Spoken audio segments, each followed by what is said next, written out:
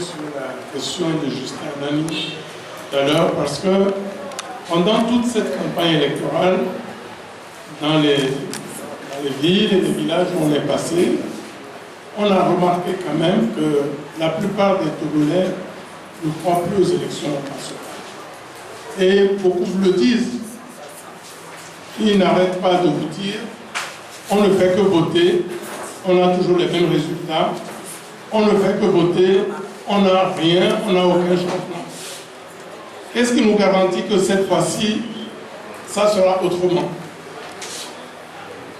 On a beau leur dire qu'il s'agit d'élections locales, il s'agit de désigner des hommes et des femmes qui seront chargés de la gestion de leur quotidien. On a beau dire tout ce on a beau avancer tous les arguments, rien n'y a fait. Il y a ce sentiment que la plupart des Togolais aujourd'hui ne croient plus aux élections, et c'est ce que j'ai compris à travers la question de votre collègue. Mais, comme l'a dit tout à l'heure Maître Apébon, et moi je voudrais vraiment insister là-dessus, des gens peuvent penser qu'il y a une autre voie pour parvenir à l'alternance. S'il y en a une autre, eh bien, ceux qui y croient n'ont qu'à la mettre en œuvre. Ce que je voudrais dire, c'est que nous, à la C14, nous avons fait le choix de parvenir à l'alternance par la voie des élections et pas par autre chose. Et ça, c'est un choix qu'on a fait délibérément parce que nous sommes des acteurs politiques et nous parlons au nom des populations qui croient en nous. Alors, c'est vrai que les résultats que nous avons obtenus à ces élections municipales peuvent justifier les doutes que certains ont par rapport aux élections au Togo. Nous pensons qu'à l'avenir, le seul vrai combat que nous avons à mener au Togo, c'est le combat pour parvenir à organiser des élections démocratiques et transparentes au Togo. Et ce combat, il ne concerne pas que les partis politiques. Il concerne aussi les citoyens. On l'a dit tout à l'heure, lorsque sur le terrain, on a vu ce que les Togolais sont prêts à accepter pour saboter des élections transparentes, ben, il y a de quoi se poser des questions. Donc, c'est une question qui nous concerne tous, qui concerne tous les citoyens. Donc, il y a une dimension pédagogique à ce combat, et c'est pour cette raison que moi je voudrais m'adresser vraiment à vous, les hommes des médias. Vous n'avez pas comme... Enfin oui, évidemment, c'est quand je dis les hommes, c'est les hommes et les femmes, bien entendu. Que les femmes qui sont là en nombre d'excuses.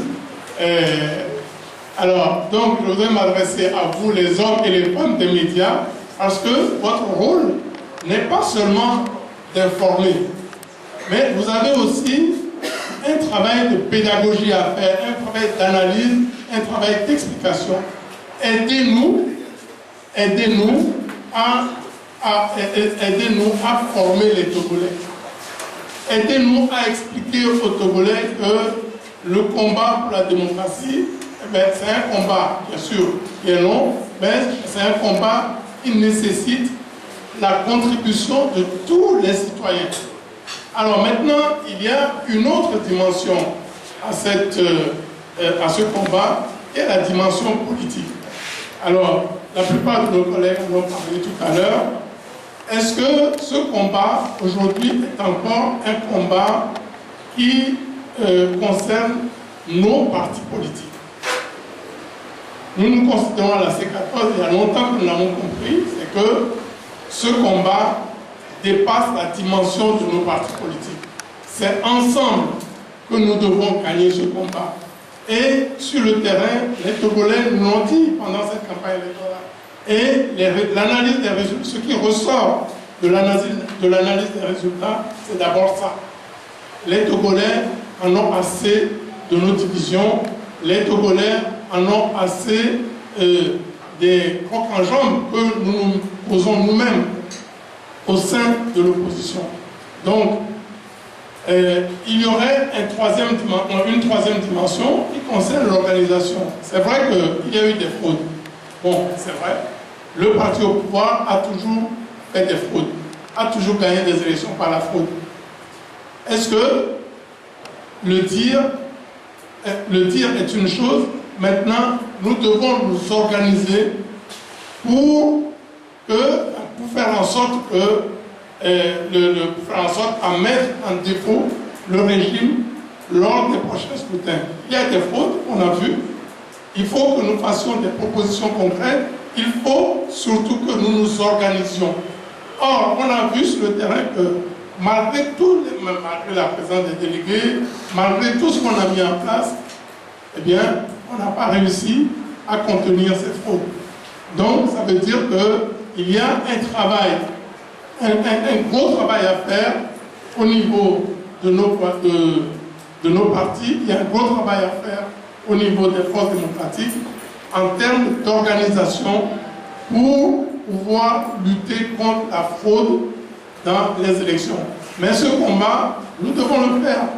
Et surtout, le message essentiel que je voudrais que vous fassiez passer, c'est que nous n'avons pas d'autre choix, nous n'avons pas d'autre voie que la voie des élections pour parvenir à l'alternance. Et ces élections, nous devons tout faire pour que, un jour, comme l'a dit tout à l'heure la coordinatrice, nous puissions organiser au Togo des élections démocratiques et transparentes. Aidez-nous à y parvenir, aidez-nous à sensibiliser les populations à ce combat. Je vous remercie.